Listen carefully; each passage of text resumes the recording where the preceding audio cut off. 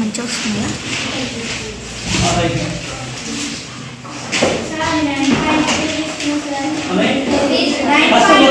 Sub యూనిట్లు రాయండి. Sub యూనిట్లు అంటే దాంట్లో ఎన్ని లెసన్లో ఎన్ని ఉన్నాయి పక్కకు రాయండి. చెప్పండి ఒక్కొక్కటి నాకు.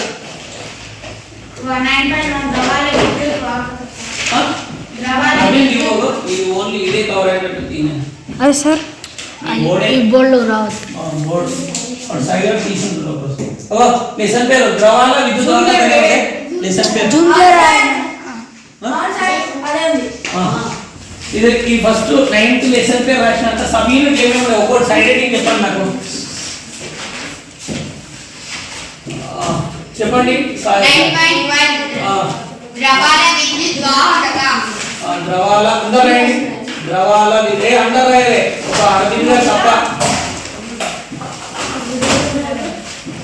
విద్యుత్ వాహకత 9.1.1 ద్రవాలు తమ గుండా విద్యుత్తును ఎప్పుడు ప్రసారింపజేస్తాయి.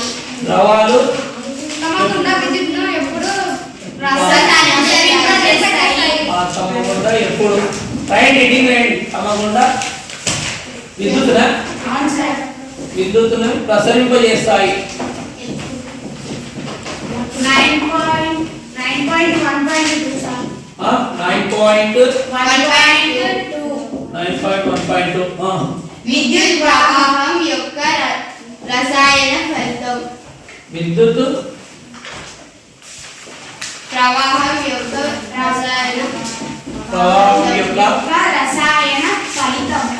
రసాయన ఫలితం. ఓకే. 9.2 విద్యుత్ ఘటం. 9.2 విద్యుత్ ఘటం. 9.3 ఎలక్ట్రోప్లేటింగ్. ఎలక్ట్రోప్లేటింగ్. 9.3.1 లాస్ట్. ఎలక్ట్రోప్లేటింగ్ ఉపయోగాలు. ఓకే ఇవంతా రాయాలండి. ఎలక్ట్రోప్లేటింగ్ ఉపయోగాలు.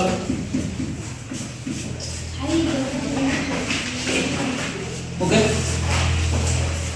సో మొత్తం సబ్ యూనిట్లు 1 2 3 4 5 6 7 చూడండి. 9వ పాఠంలో ఎన్ని సబ్ యూనిట్లు ఉంటాయంటే మనకు వచ్చేసి 6.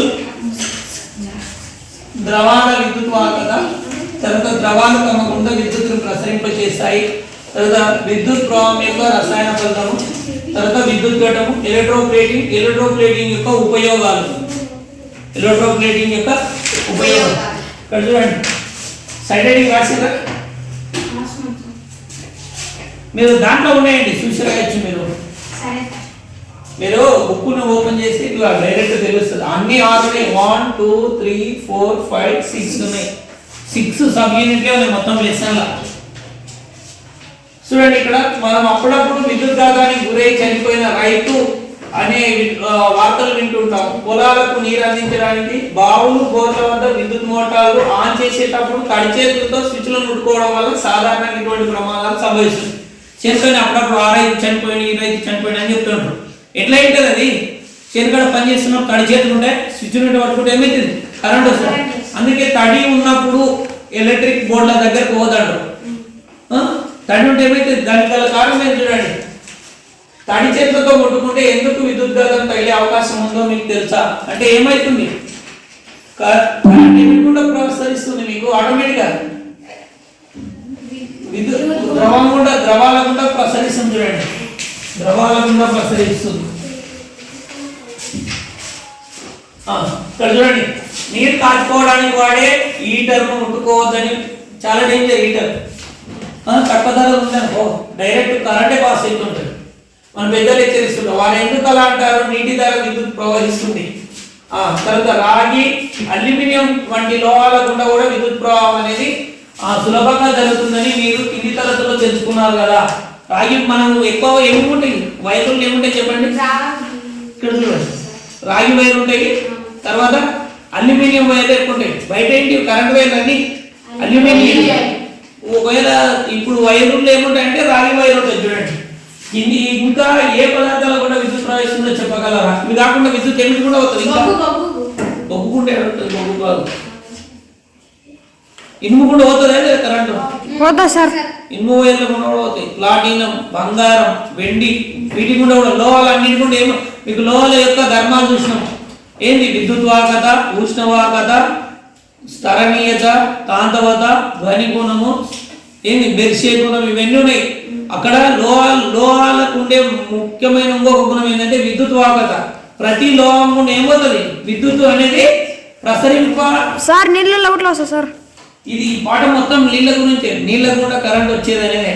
ఓకే, నీళ్ళ గుండా కరెంట్ పోతుందని తెలియచేది ఈ టాపిక్. ఓకే, సో ఇవే కాకుండా ఇంకేమవుతున్నాయని చెప్తున్నాడు చూడండి. సో ఒక కృత్యం ఉంది చూడండి. ఏం కరెంట్ ఎట్లా అవుతుందని ఇక్కడ ఇక్కడ ఈ చిన్నది మనం తయారు చేయొచ్చండి. ఇది ఉంది కదా, దీంట్లో ప్రవేశాలు ఏంటి చూడండి. దీని ఏంటంటే ఒక టార్చ్ బల్బు లేదా ఎల్ఈడి అంటే ఫుల్ ఫామ్ ఉంది చూడండి. Light emitting diode. చిన్న బల్బులు లేవా, అవి ఎల్ఈడి అంటారు. నిర్జల ఘటం, డ్రై సెల్ అంటే ఈ సెల్ ఉంది కదా, దాన్ని ఏమంటారు అంటే డ్రై సెల్, నిర్జల ఘటం అంటారు చూడండి.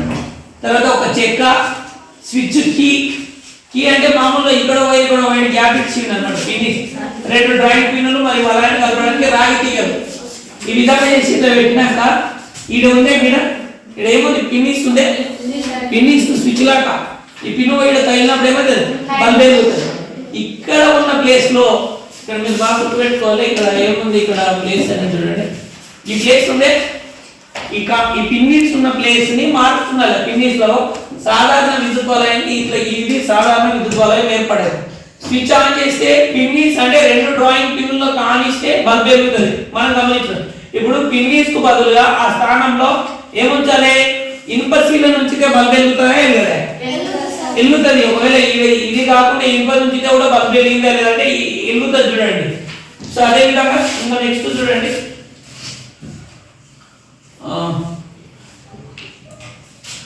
బల్బ్ వెలిగిందా లేదా? సీసాల నుంచి చూడండి. ఇనుప శీల నుంచితే బల్బ్ వెలుగుతుంది. ఈ శీలకు బదులుగా చాక్పీస్ ఉంచినప్పుడు బల్బ్ వెలుగుతుందా లేదా? సార్ బల్బ్ వెలుగుతుంది. ఎందుకు? దాని సుతముకోకుండా కరెంట్ పోదు. స్ట్రా ఈ ప్లేస్ లో స్ట్రా ఉంచుతా అంటుండు. స్ట్రా కూడా కరెంట్ పోతుంది పోదు కాబట్టి బల్బ్ వెలుగదు. ఓన్లీ ఇనుప వస్తువులు, తర్వాత కరెంటు పోయేటటువంటివి, తర్వాత ముక్క, స్ట్రా ముక్క పెట్టవచ్చు. తర్వాత కాగితం పెట్టినప్పుడు బల్బ్ వెలుగుతుంది. తర్వాత పెన్సిల్ పెట్టినప్పుడు వెలుగుతుందా లేదా?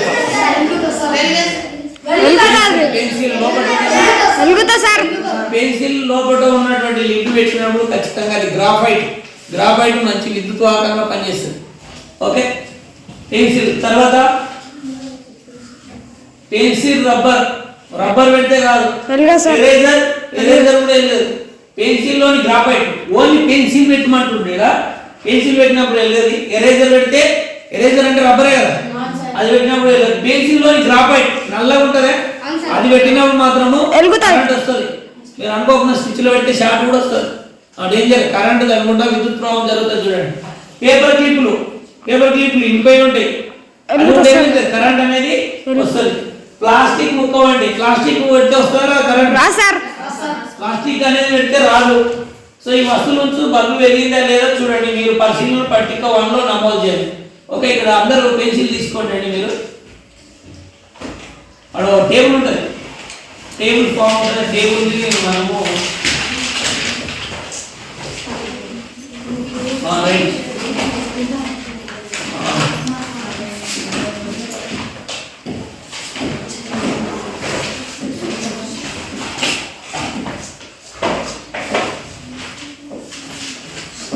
రైట్ ఇక్కడ చూడండి ఏముంది చూడండి. మూడోది ఏం తీసుకోండి? పెన్సిల్, రబ్బర్, ఎరేజర్, తర్వాత గ్రాఫైట్. ఆడున్న పదార్థాలు చెప్పండి అండి. మనకు ఏమున్నాయి ఎడింగ్ ఏమున్నాయి చెప్పండి.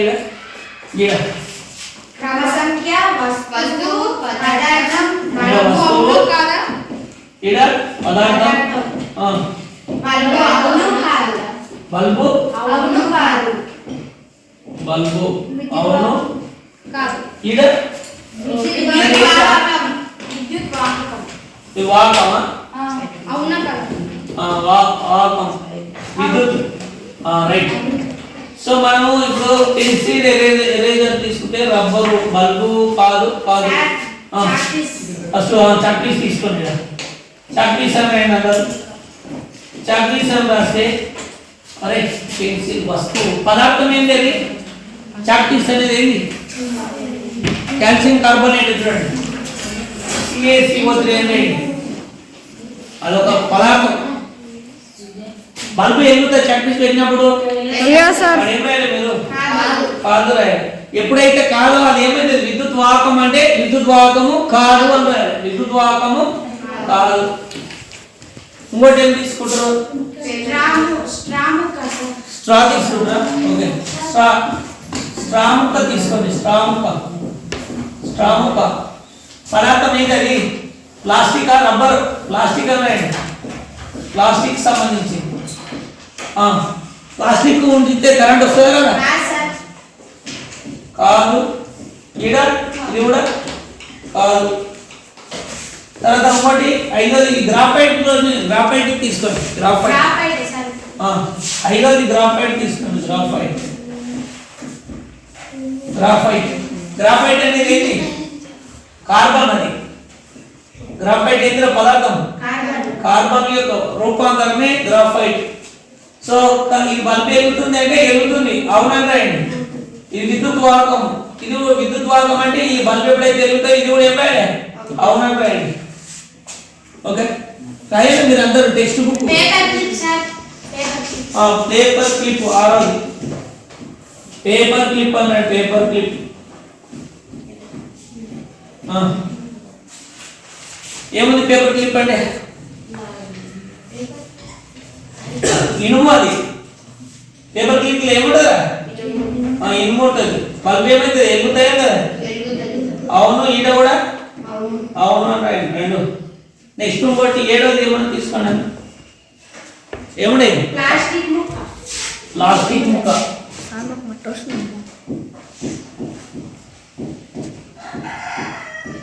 ఇది ప్లాస్టిక్ రాయండి ఇదేం రాస్తారు ప్లాస్టిక్ తర్వాత ఇక్కడ కాదు ఈడ అందరు నింపి ఉండాలండి టెక్స్ట్ బుక్ లో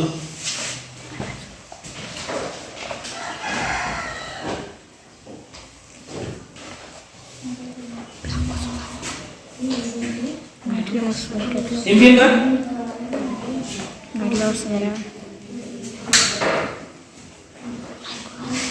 నింపిందా నింపితే కొంచెం పైగా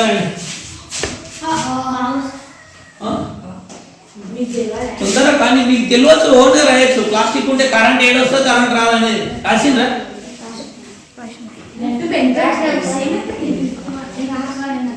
రాయవు రాసిండ్రా కదా ఇట్లున్నప్పుడు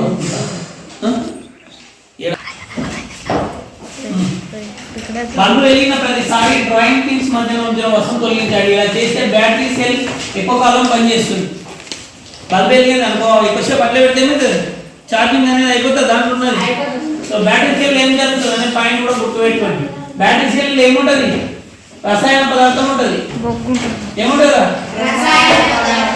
రసాయన శక్తి ఎట్లా మారుతుంది అంటే విద్యుత్ శక్తిగా మారుతుంది బ్యాటరీ శక్తిలో ఏం జరుగుతుందంటే రసాయన శక్తి ఎట్లా మారుతుంది విద్యుత్ శక్తిగా మారుతుంది ఈ పాయింట్ అనేది గుర్తుపెట్టుకోవాలి మీరు బ్యాటరీ సెల్లో జరిగేది ఏమని అడుగుతున్నారు ఏం జరుగుతుంది ఏ శక్తి ఎట్లా మారుతుంది రసాయన శక్తి విద్యుత్ శక్తిగా పరిగణించబడుతుంది లేదా మారుతుంది అనే పాయింట్ గుర్తుపెట్టుకున్నారు సో ఇక్కడ చూడండి పై కృత్యంలో కొన్ని పదార్థాలు తమ గుండా విద్యుత్తును ప్రసరింపజేస్తాయని తెలుసుకున్నారు కదా వాటిని విద్యుత్ వాహకాలను ఎలక్ట్రిక్ కండక్టర్స్ అంటారు ఇది డెఫినేషన్ అంటే ఏ పదార్థం గుండా అయితే కరెంట్ పోయిందో వాటిని ఏమంటారు విద్యుత్ వాహకాలు అంటారు ఏమంటారు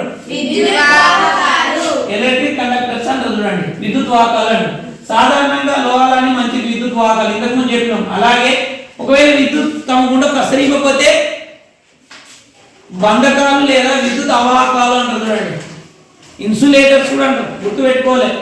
విద్యుత్ వాహకాలు, విద్యుత్ అవాహకాలు. అవాహకాలు అంటే తమ గుండా విద్యుత్తును ప్రసరింపజేయి. Shyam no right.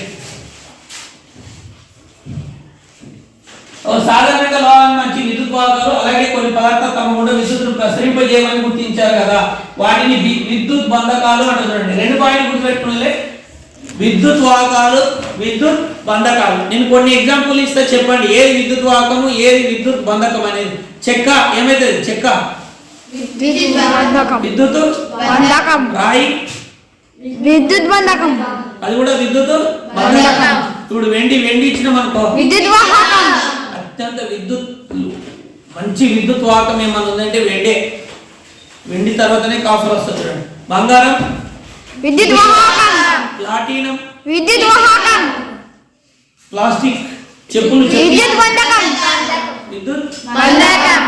ఓకే, గుర్తు పెట్టుకోండి. ఏవి అంటే కరెంటు వచ్చేవి విద్యుత్ వాహకాలు, కరెంట్ కమ్మకుండా రాకుంటే వాటిని విద్యుత్ బంధకాలు అని చెప్తారు, గుర్తు పెట్టుకోవాలి.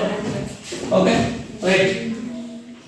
కొన్ని రకాల పదార్థాలు తమ గుండా విద్యుత్తును ప్రసరింపజేస్తాయి, కొన్ని ప్రసరింపజేవి.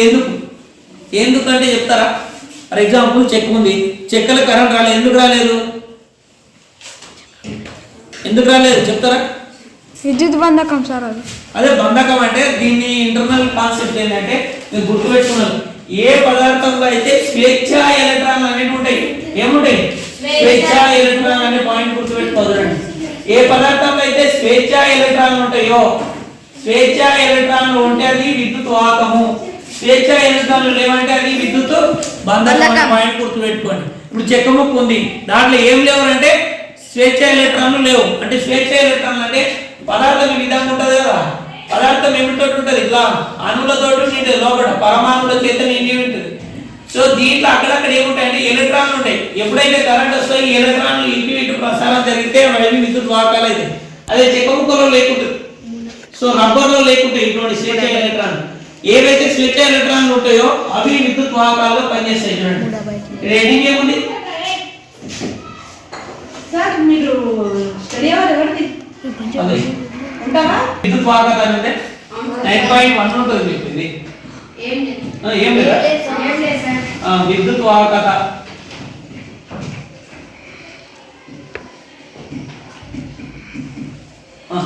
చూడండి ఇక్కడ ఏముంది? విద్యుత్ వాహకత అనేది ఒక పదార్థ లక్షణం. పదార్థం తన గుండా విద్యుత్తుని సులభంగా ప్రసరింపజేస్తే ఆ పదార్థం విద్యుత్ వాహకత కలిగి ఉంది అంటాం. చూడండి విద్యుత్ వాహకత అంటే ఏం చేయలేదు అనుకుంటే ఏం పోలే, కరెంట్ అనేది ప్రవహించాలి, అయితే దాన్ని ఏమంటారంటే విద్యుత్ వాహకం అంటారు. చూడండి విద్యుత్ వాహకత.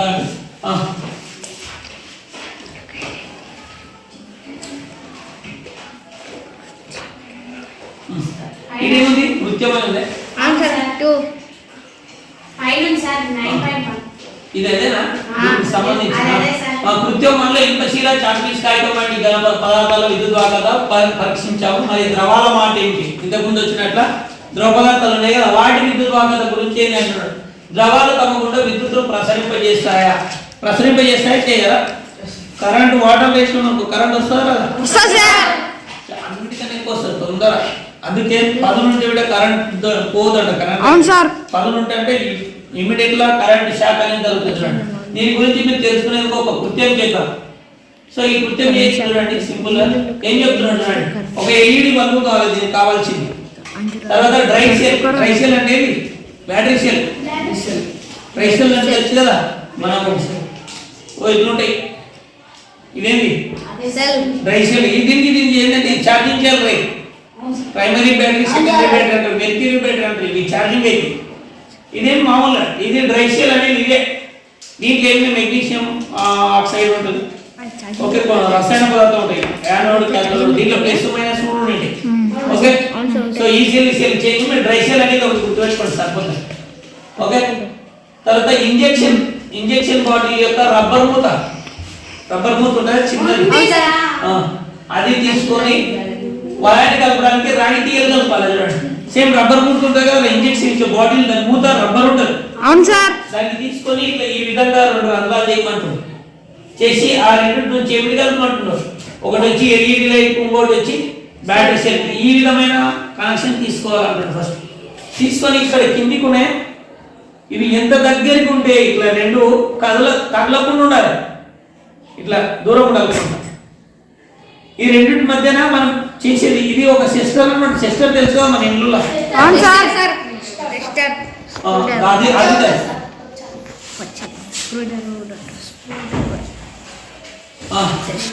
రబ్బర్ మూత నుంచి గుండు సూర్యుల మధ్య దూరము చాలా తక్కువ, 2 మిల్లీమీటర్ మాత్రమే జాగ్రత్త వస్తుంది. అనగా సూర్యులు అతి దగ్గరగా ఉండాలి, కానీ ఒకదానికి ఒకటి ఏం చేయాలి, తాకరాదు. అలాగే ఆ రెండు సూదులను తాకించేంత వరకు వలయంలో లైట్ ఎమిటింగ్ డయోడ్ లైట్ వెలుగరాదు. ఇప్పుడు ఒకసారి సూదులను ఒకదానికి ఒకటి తగిలించినామనుకో లైట్ వెలుగుతుందో లేదో చెక్ చేయాలి.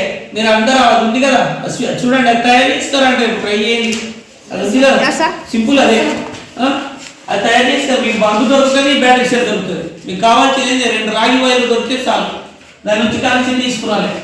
సో చూడండి, ఇప్పుడు ఒకసారి సూదులు ఒకదాని కూడా కదిలించి చూసినాక అలాగే 2 సూదులు విడచేయగానే ఎల్ఈడి వెళ్ళడం ఆగిపోవాలి. అంటే దూరం అయితే ఆగిపోవాలి, దగ్గర కలిసి ఏం కావాలి, లైట్ వెలగాలి. సో అలా అయితే మీ పరికరం టెస్టర్ తయారైనట్లే. మనం చేసేటటువంటి పాయింట్ ఏంటంటే టెస్టర్ తయారైనట్లే. చూడండి, ద్రవాల విద్యుత్ వాడలను పరీక్షించడానికి ఈ టెస్టర్ను వాడదాం. ఎట్లా, కింద ఏవైతే 2 ఉన్నాయి కదా, ఇవి ఇది ఉంది కదా కింద, ఈ రెండింటిలో ద్రవం పెడతాం. ఏదన్నా దాంట్లో పోయి తీసుకుపోయి ద్రవంలో 2 ఉంచుతాం. వాటర్ తీసుకుంటాం, వాటర్లో ఈ 2 వేయడం వల్ల ఆల్రెడీ బ్యాటరీ సెల్ తోటి కనెక్షన్ ఉంది. ఈ 2 తగిలితే ఆటోమేటిక్గా ఏమొస్తుంది, కరెంట్ వస్తుంది. 2 తగిలించకుండా వేరే దాంట్లో పెడుతున్నాం. అప్పుడు ఏమైతే దీని కూడా వచ్చినటువంటి ఎలక్ట్రాన్లు ఈ వాటర్ ద్వారా ఇక్కడ వాటర్ పెట్టి దీంట్లో వాటర్ ఉంచినాం అనుకోండి, ఈ వాటర్లో ఇవి ఉంచితే దీని గుండా ఆల్రెడీ ఈ బ్యాటరీ నుండి ఏమొచ్చింది, ఎలక్ట్రాన్లు వచ్చింది. ఈ ఎలక్ట్రాన్లు అనేవి ఎక్కడికి పోతాయి, ఈ వాటర్ లో పోయి ఈ ఎలక్ట్రోడ్ నుంచి మళ్ళీ ఇక్కడ పోయి సర్క్యూట్ కంప్లీట్ అవుతుంది. అప్పుడు బల్బ్ అనేది ఏమైతుంది. సో ఎప్పుడు బల్బ్ వెలుగుతుంది అనేది మనకు ఇలా కూడా ఒకటి టేబులర్ ఫామ్ ఉంది చూడండి. టెస్టులో రబ్బర్ ముద్రకు గుంటలో ఒక్కొక్క ద్రవాన్ని కోసం ప్రతి సందర్భంలో ఎల్ఈడి వెలుగుతుందో లేదో చూద్దాం. మొదటగా స్వేదన జలం అంటే డిస్టిల్ వాటర్ అంటారు. మామూలుగా ఏది మన వర్షపు నీరు కూడా తీసుకోవచ్చు. డిస్టిల్ వాటర్లో pH = 7 ఉంటుంది, ఎలాంటి లవణాలు ఉండవు, టెస్టర్ అనేది ఎలగదు. ఈ పాయింట్ గుర్తుపెట్టుకోండి. డిస్టిల్ వాటర్తో ప్రారంభించండి. డిస్టిల్ వాటర్ మీకు బ్యాటరీ రిపేర్ షాప్ లో కానీ మెడికల్ షాప్ లో కానీ దొరుకుతుంది. డిస్టిల్ వాటర్ ఎక్కడ దొరుకుతుందని చెప్పు. రబ్బర్ మూతలో నిండుగా డిస్టిల్ వాటర్ పోయండి. మూత గల 2 సూదులను డిస్టిల్ వాటర్ తగిలేటట్లా చూడండి. ఒక మూతలో నీళ్ళు తీసుకొని ఆ 2 వైర్లకు పెట్టాలి. 2 కింద ఉన్నాయి కదా, అవి 2 ముగిటట్లు పెడితే ఒకవేళ ఆ ద్రవం గుండా విద్యుత్ ప్రవహించినట్లయితే ఏమవుతుంది, ఎల్ఈడి వెలుగుతుంది అనే పాయింట్ గుర్తుపెట్టుకోవాలి. పరీక్షించండి. ఇదే విధంగా మీరు తాగే నీళ్ళు ఉన్నాయి, తాగే నీళ్ళు తీసుకోండి. అక్కడ ఏంది, అక్కడ ఆర్ఓ వాటర్ ఉంది కదా, ప్యూరిఫైడ్ వాటర్, దాంతో టెస్ట్ చేయొచ్చు. రా వాటర్ మోటార్ బోర్ నుంచి వచ్చింది కదా, ఆ వాటర్ నుంచి టెస్ట్ చేయొచ్చు. మన బోర్ నుంచి వచ్చిన వాటర్లో బల్బు తొందరగా ఇంకా మంచిగా వెళ్తుంది, దాంట్లో లవణాలు ఎక్కువ ఉంటాయి. ఇదే విధంగా త్రాగి నీరు, కొబ్బరి నూనె, నిమ్మరసము, కిరోసిన్, నిమ్మరసము, పంచదార ద్రావణము, ఆమ్లం వంటి ద్రవాలు ఒక్కొక్కటిగా పోస్తూ ఎల్ఈడి అంటే వాడు ఏం చేస్తుందంటే మల్టిపుల్ ఆప్షన్స్ ఇస్తుడు. మీ పక్కపోటు ఉన్నటువంటి ద్రావణాలు కొబ్బరి నూనె కావచ్చు, మంచి నూనె కావచ్చు, ఆమ్లం నూనె కావచ్చు, ఓకే, డీజిల్ కావచ్చు, కిరోసిన్ కావచ్చు, పెట్రోల్ కావచ్చు, ఏవైనా ఉంటే ద్రవాలను వచ్చి ఏం చేయమంటుండు, చెక్ చేయమంటుండు వాడు. సరే, ఈ ఉన్నటువంటి పాయింట్ మీకు ఈ కృత్యాలలో ఒకటి నేర్చుకోవాలి. ఏదైనా ఒక ప్రాజెక్ట్ కానీ ఏదైనా ప్రయోగం కానీ ఏం చేయాలంటే ఉన్న ఒక్కటే ఆప్షన్ కాకుండా మీరు మల్టిపుల్ ఆప్షన్స్ ఉపయోగించాలట. ఓకే, ఇక్కడ ఒక మన యాక్చువల్గా నీరే అంటే నీరే తీసుకోవట్లే, ఏం తీసుకున్నాం చూడండి, త్రాగే నీరు బదులు ఇంకోటి ఏం తీసుకున్నాం, కిరోసిన్, నిమ్మరసము, పంచదార ద్రావణము, ఆమ్లం వంటి తీసుకుంటున్నాం. సో ఈడ ఇచ్చినటువంటి దాంట్లో ఏమి వెలుగుతుందని గమనించాలి. కనీసం మనకు అవగాహనతో ప్రాక్టికల్ ఏదే చూస్తే తెలుస్తుంది, కొంత అవగాహనతో చూడండి. అయితే ఒక ద్రవం విద్యుత్ వాహకత పరిశీలించాక టెస్టర్ యొక్క రబ్బర్ మూత సూదులు శుభ్రంగా కడిగి ఆరబెట్టాలి. మాత్రమే దానిలో ఇంకో ద్రవాన్ని పోయాలి. అంటే ఫర్ ఎగ్జాంపుల్ కొబ్బరి నూనె పోసినాం కదా, కొబ్బరి నూనె వచ్చినాక దాంట్లో ముంచుతామా, అప్పుడు లైట్ వెలిగిందో లేదో చూడాలి సార్. కొబ్బరి నూనె అప్పుడు వెళ్ళిపోతే తర్వాత ఏం చేయాలి, వేరే ద్రవం పెట్టినప్పుడు అవి రాగి వైర్లు ఉన్నాయి, ఒక బట్ట తీసుకొని మంచిగా తుడవాలి వాటిని. మళ్ళీ వేరొక ద్రవంలో ఉంచాలి. అట్లే పెట్టమంటాడు.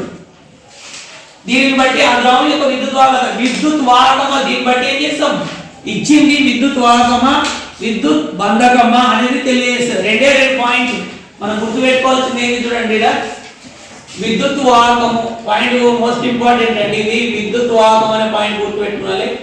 విద్యుత్ వాహకము తర్వాత ఇంకోటి ఏంటి, దీని ఏమంటారు అంటే కండక్టర్స్ అంటారు. వీటిని ఏమంటారు కండక్టర్స్ అంటే ఎవరు టికెట్ ఇచ్చినోడు వాడు. కండక్టర్ అంటే మూవింగ్. ఈడ ఎలక్ట్రిక్ కండక్టర్స్ అంటారు చూడండి. బస్ కండక్టర్ అనుకున్నాం మీరు. ఎలక్ట్రిక్ కండక్టర్స్ విద్యుత్ వాహకాలు. తర్వాత ఇంకోటి ఇన్సులేటర్స్ విద్యుత్ బంధకాలు లేదా విద్యుత్ అవాహకాలు. విద్యుత్ బంధకాలు అందులో ఎలక్ట్రిక్ ఇన్సులేటర్స్ అంటారు. వీటి ఏమంటారు ఎలక్ట్రిక్. ఇవి మూడు రెండు పాయింట్లు కరెక్ట్ రాసుకోండి. ఎలక్ట్రిక్ ఏది ఇన్సులేటర్స్ అంటున్నాడు, గుర్తుపెట్టుకోవాలి. విద్యుత్ వాహకం ఏంటి, విద్యుత్ బంధకం ఏది అనేది ఇక్కడ ఉన్నటువంటివి చేసి ఏమంటారు చూడండి. మనం ఇవన్నీ తీసుకొని చెక్ చేస్తే తెలుస్తుందండి. స్వేదన జలంలో ఎల్ఈడి లైట్ వెలగదు. స్వచ్ఛమైన డిస్టిల్డ్ వాటర్ కానీ మన వర్షం నీరు తీసుకుంటే లైట్ వెలగదు. చూడండి పాయింట్ గుర్తుపెట్టుకోండి. ఎప్పుడైతే లైట్ వెలగదు ఏం రాయాలి మీరు, విద్యుత్ బంధకం అని రాయాలి. లైట్ వెళ్ళకపోతే ఏం రాయాలి, విద్యుత్ బంధకము. త్రాగే నీళ్ళు, మన తాగే నీళ్ళలో లైట్ వెలుగుతుంది కాబట్టి అది ఏమైంది విద్యుత్ వాహకం. నిమ్మరసంలో వెలుగుతాయి కదా చెప్పండి. సార్ నిమ్మరసంలో లైట్ వెలుగుతుంది. నిమ్మరసంలో యాసిడ్, అది యాసిడ్ లో ఏముంటది H+ అయాన్లు అని ఉంటుంది. అయాన్లు ఉంటే ఆటోమేటిక్ గా విద్యుత్ వాహకత వస్తుంది. సో మీరు ఏం చేస్తారంటే కొబ్బరి నూనె కాదు అని రాయండి. ఇక్కడ విద్యుత్ బంధకం అని రాయండి. రాయాలండి మీరు అందరూ పెన్సిల్ తీసుకొని రాయాలి. నెక్స్ట్ నిమ్మరసంలో అవునని రాయండి. నిమ్మరసంలో అవునని రాయండి. ఈడేం రాస్తారు, అవునని రాస్తే ఇదేం రాస్తారు, విద్యుత్ వాహకం. ఇవి రాయాలండి. ఇవి రాస్తే మీకు అవగాహన వస్తుంది. విద్యుత్ వాహకము. నెక్స్ట్ వెనిగర్ వెలుగుతుంది సార్. వెలుగుతుంది. ఎస్టిక్ యాసిడ్ వెనిగర్ అంటే ఎస్టిక్ యాసిడ్ CH3COH. దీంట్లో కూడా H+ అయాన్లు రిలీజ్ అయిపోయింది. సో ఇది కూడా అవునని రాయండి. అవునంటే ఏం రాయలే, వాహకం అని రాయాలి. చూడండి విద్యుత్ వాహకము. Vegetable oil kerosene sir. Kerosene vinegar. తర్వాత కిరోసిన్ వెలుగుతాయా లేదా, వెలుగుతా సార్.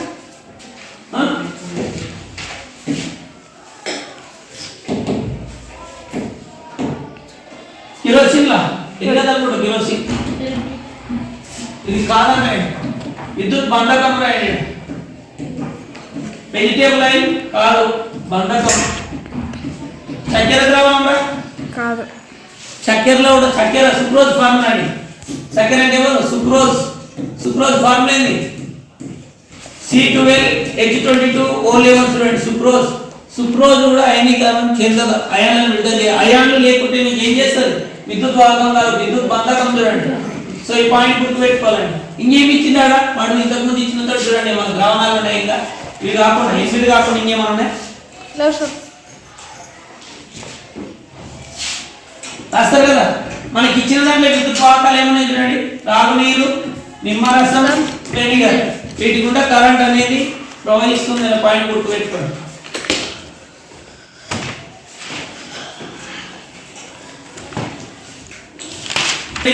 వాహకమా బంధకమా, నిమ్మరసం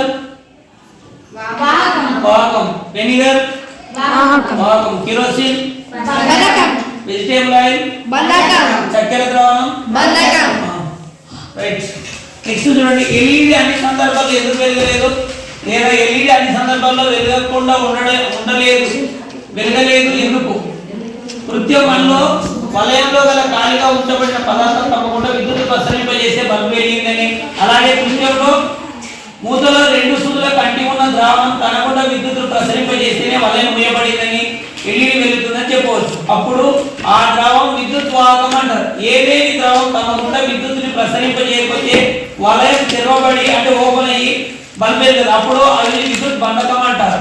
సో తమగుండ ఒకవేళ విద్యుత్ వాహకం అంటే తమగుండ విద్యుత్తును ప్రసరింపజేస్తే విద్యుత్ వాహకాలు, తమగుండ విద్యుత్తును ప్రసరింపజేయలేకపోతే విద్యుత్ బంధకాలను పాయింట్ గుర్తుపెట్టుకుంటారు. ఇది అండర్లైన్ చేయండి మీరు, మెయిన్ ఇంపార్టెంట్ పాయింట్. మీరు టెక్స్ట్ బుక్ లా చేయాల్సింది చూడండి.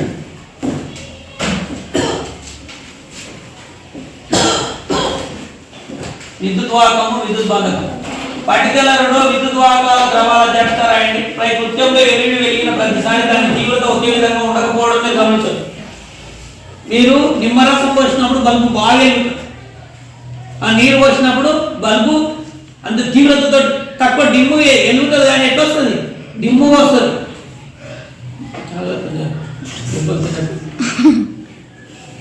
నిమ్మరసం పోసినప్పుడు ఏమైందంటే యాసిడ్ ఉంటుంది, అది ఏముంటుంది నిమ్మరసంలో ఆమ్లం కాబట్టి ఎక్స్ప్రెషన్ వస్తాయి. అట్లా నీకు ఓ దాంట్లో అంటే అన్ని ద్రావణాలతో పెట్టినప్పుడు ప్రతిసారి కొంత తక్కువ వెలగొచ్చు, కొంత ఎక్కువ తీవ్రతతో వెలగొచ్చు. నీరు ఉంది తక్కువ, స్వేదన జలం అసలు రాదే రాదు.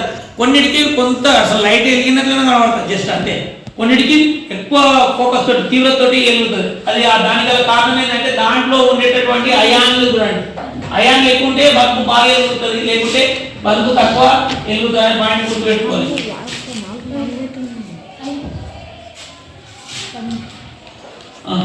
ఇక్కడ చూడండి, ఎల్ఈడి వెలిగే తీవ్రత వలయంలో ప్రవహించే విద్యుత్పై ఆధారపడి ఉంటుంది. మనం ఉపయోగించిన ద్రవం విద్యుత్ వాహకమైన అది లోహాలు విద్యుత్తును ప్రసరింపజేయించినంత తేలికగా తమ ఉండ విద్యుత్తును ప్రసరింపకపోవచ్చు.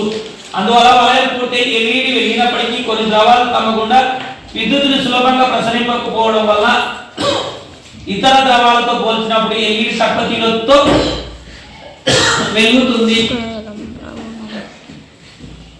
ఇది చదవండి ఒకసారి.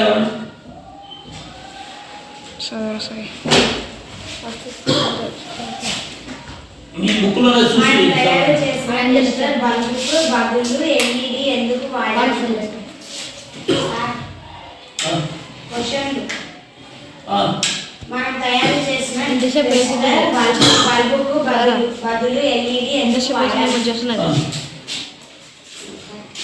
వలయంలో అతి తక్కువ విద్యుత్ ప్రవాహం వలయంలో ఫర్ ఎగ్జాంపుల్ చిన్నగా ఎంత చిన్న స్వల్పంగా ఏమొస్తాయి విద్యుత్ ప్రవాహం వచ్చిన ఏం వెలుగుతుంది? ఎల్ఈడి. ఈ ఎల్ఈడి కన్నా కూడా ఇంకోటి చిన్న చిన్న బల్బుల చిన్నవి వచ్చినాయి చూసారు, సేమ్ ఎల్ఈడి లాగా కూడా చిన్న. వలయంలో కొద్దిపాటి విద్యుత్ ప్రవహిస్తున్న వాహకాల్లో విద్యుత్ ప్రవాహాన్ని పరీక్షించడానికి ఏం వాడతాం? ఎల్ఈడి సహాయపడుతుంది. ఇలా తక్కువ విద్యుత్ ప్రవాహానికి వెలుగుతాయి కాబట్టి మొబైల్ ఫోను, టీవీ, ట్రాన్స్ఫార్మర్ వంటి విద్యుత్ పరికరాలు పనిచేస్తున్నాయో లేదో తెలుసుకోవడానికి ఏం వాడతాం? మనకు అక్కడ ఒకటి ఇండికేటర్ లైట్ ఉంటుంది, ఈ రెడ్ లైట్ ఉంటే దాంట్లో కూడా ఏముంటాయంటే ఎల్ఈడి లైట్. తర్వాత సూచిక టెస్టర్ ప్రతి ఒక్కదానికి వాడతాం కదా మనం, దాంట్లో కూడా ఏముంటుంది? ఎల్ఈడి ఉంటుంది. ఎల్ఈడిలో రెండు తీగలు లిడ్స్ ఉంటాయి, పటంలో చూపినట్టు కొంచెం పెద్దగా పొడవుగా ఉంటుంది. ఎల్ఈడి వలయంలో కనుక పొడవాటి తీగను బ్యాటరీ ధన ధ్రువానికి పొట్టి బ్యాటరీ రుణధ్రువానికి కలపాలి. దీన్ని ఎక్కడ కలపాలి? ప్లస్ కలపాలి, దీన్ని మైనస్ కలపాలనే పాయింట్ గుర్తుపెట్టుకోండి.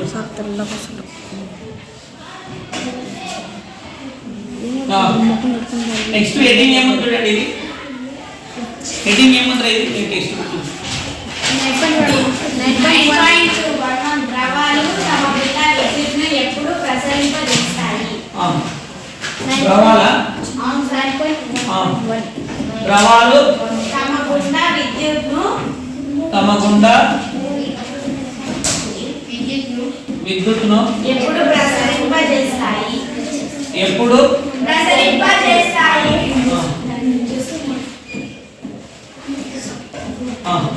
రైట్. ద్రవాలు ఉన్నాయి కదా, ఎప్పుడు ప్రసరింపజేస్తాయి? కృత్యంలో స్వేదన జలం కనకుండా విద్యుత్ ప్రసరింపలేదని గుర్తించారు. మరి మనం స్వేదన జలం వంటి వాటి విద్యుత్ బంధకాలు తమకుండా విద్యుత్ ప్రసరింపజేయడం చేయగలమా? ఇప్పుడు స్వేదన జలం ఉంది కదా, అప్పుడప్పుడు మనం అర్థకి ఏమి ఇస్తుంటాం రా? నీళ్ళు వస్తాము, అర్థం ఉంటుంది కదా ఆయన నీళ్లు వస్తాము, ఉప్పు వస్తాము, ఇంకోటి బొగ్గు కూడా ఇస్తాము. సో ఆడ ఉన్నటువంటి బొగ్గు కాకుండా ఏది ఉప్పు ఉంది కదా, ఉప్పు వాడతాం చూడండి ఎక్కువగా. ఉప్పు అంటే ఏంటంటే సోడియం క్లోరైడ్ చూడండి. ఉప్పు అంటే ఏముండదు, మాట్లాడదు నాయన బాబు. నిశాంత్ లేవు దయచేసి ఉప్పు ఫార్ములా చెప్తున్నాను. ఉప్పు ఫార్ములా బోర్డు మీదే ఉంది. ఎందురా ఏంది ఎన్నిగే ఉప్పును కలిపితే ఏమవుతుందంటే చూడండి, అదే చెప్తున్నాడు. సమాన పరిమాణం గల స్వేదన జలాన్ని 3 వేరు పాత్రలో తీసుకోండి. మొదటి దానికి సాధారణ ఉప్పును, రెండో దానికి కాపర్ సల్ఫేట్. కాపర్ సల్ఫేట్ కు మైల, తుత్తు అని ఉంటుంది చూడండి, కాపర్ సల్ఫేట్. ఓకే, మూడవ దానికి నిమ్మరసాన్ని కొద్ది మొత్తంలో కలపండి. ఏం తీసుకున్నాం చూడండి, 3 క్షణాలు తీసుకుంటాడు. ఒకటి స్వేదన జలము, స్వేదన జలంలో బల్బేలు కాదు, స్వేదన జలానికి ఏం కలిపినాం? ఉప్పు. ఎప్పుడైతే ఉప్పు కలుపుతాం ఏమైతే విద్యుత్ వాహకత పెరుగుతుంది చూడండి. స్వేదన జలానికి ఏం కలిపినాం? Copper sulphate. బ్లూ కలర్ ఉంటుందండి కాపర్ సల్ఫేట్, మీకు CuSO4 కాపర్ సల్ఫేట్ అంటే. తర్వాత ఉప్పు అంటే NaCl తెలియకపోతే రాసుకోండి. తర్వాత నిమ్మరసం, సిట్రిక్ యాసిడ్ చూడండి. డిటర్జెంట్ అంటే మన సబ్బులు. ఓకే, NaCl కాపర్ సల్ఫేట్ ఇవన్నీ కలిపినప్పుడు బల్బు ఎప్పుడు వెలుగుతుంది ఎప్పుడు వెలుగుతుంది అనేది చూడాలి. నిమ్మరసం కలుపుతుంది, నిమ్మరసం కలుగుతుంది సార్, అన్నిటికీ వెలుగుతుంది ఇక్కడ. స్వేదన జలానికి ఉప్పు కలిపినా నిమ్మరసం బల్బు వెలుగుతుంది చూడండి. వెలుగు విద్యుత్ వాహకం అనే కాపర్ సల్ఫేట్ వెలిగినప్పుడు కూడా వెలుగుతుంది. నిమ్మరసం అయినప్పుడు వెలుగుతుంది సార్. ఇది కూడా నిమ్మరసం కూడా వెలుగుతుంది, డిటర్జెంట్ కూడా వెలుగుతుంది. అన్ని విద్యుత్ వాహకమే.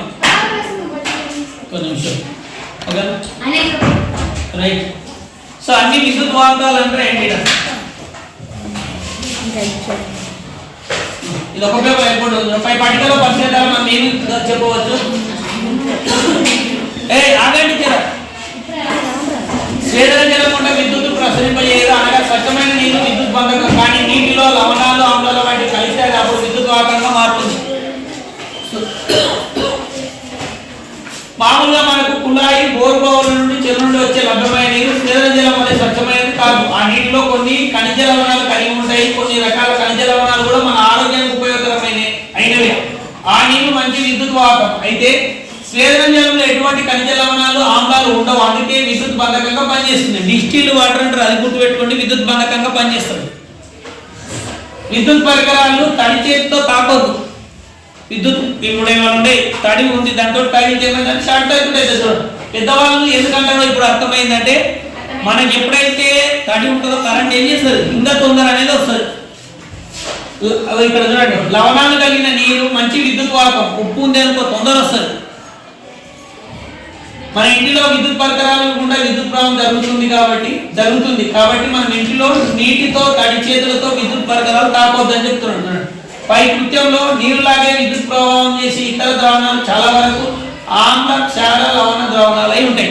ఆమ్లాల గుండా విద్యుత్ వస్తుంది, క్షారాల గుండా వస్తుంది, తర్వాత లవణాల గుండా కూడా వస్తుంది అనే పాయింట్ గుర్తుపెట్టుకోండి. సో ఇది వరకు గుర్తుపెట్టుకోండి. ఈ వరకు గుర్తుపెట్టుకున్న